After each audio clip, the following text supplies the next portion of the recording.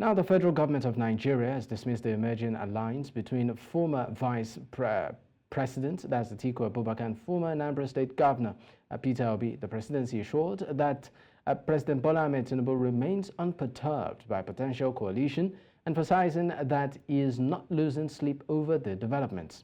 This dismissal comes on the heels of a private meeting held last week in Abuja, where Obi and Atiku, alongside several other prominent PDP leaders, discussed potential political strategies. Obi further engaged in separate discussions with former Jigawa State Governor Sule Lamido and ex-Senate President Bukola Saraki, fueling speculations about a possible coalition ahead of the 2027 general polls. In a recent interview, Atiku, who ran for president in 2023 on the People's Democratic Party platform and lost, highlighted that his meeting with Obi could not be a precursor to a broader alliance aimed at the next electoral cycle. Now, joining me on the news is Chukwuma Okenwa, is actually a political analyst. Thank you for joining me.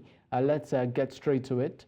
Does this meeting come to you, as a surprise, given that these two individuals were on the opposition in the last election?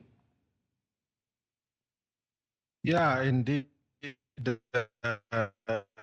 It was quite shocking to me, especially considering the fact that they already have they ran together where Atiku was the flag bearer. And of course, Obi happened to be the running mate. But of course, in 2023, each of them went their separate ways.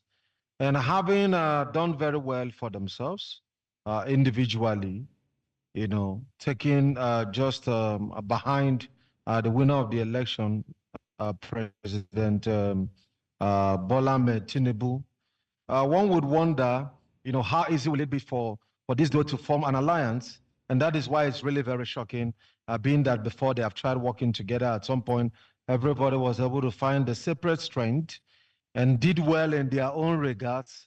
And then the question will now be who really would be ready to yield for the other. Now, let's also consider the fact that both parties have currently some sort of internal rancor. Are we sort of seeing a situation whereby maybe either of them might jump ship, or maybe, a totally new coalition at the end of the day? Certainly, you can't talk about coalitions without concessions. But of course, everything it's possible in Nigerian politics, because we know that, yes, you have the political party as a structure, but you also have individuals that control the structure, at least to a very great extent. Yes, we know that there are internal rancors and some level of disintegrations, but we could also, it's also very nice to point out that those internal rancors could not stop the emergence of an Atiku, even against the will of, the so-called G5 then and some other relevant stakeholders as then. And I think they won't even do anything different. Yes, we also know in the Labour Party there are like a lot of challenges, but it won't also be all about the party chairman.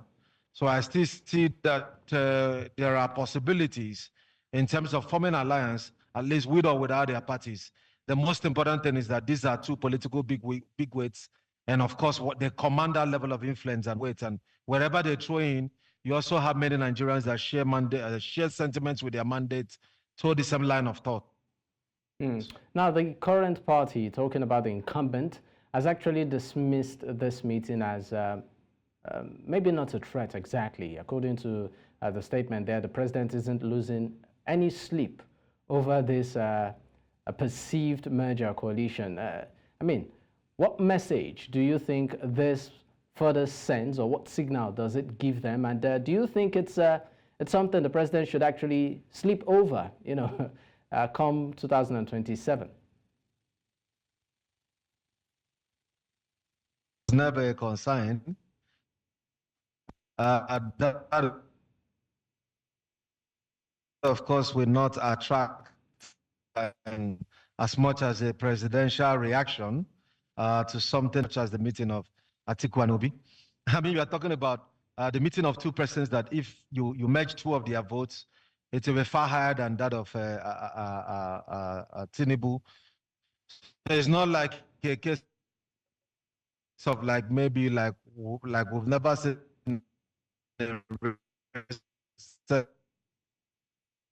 in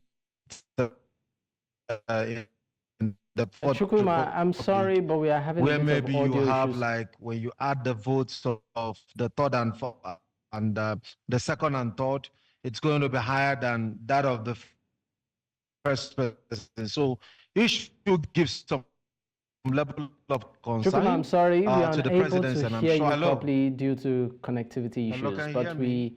sincerely appreciate your time with us on the news. We sincerely apologize, but we may just have to let you go for now.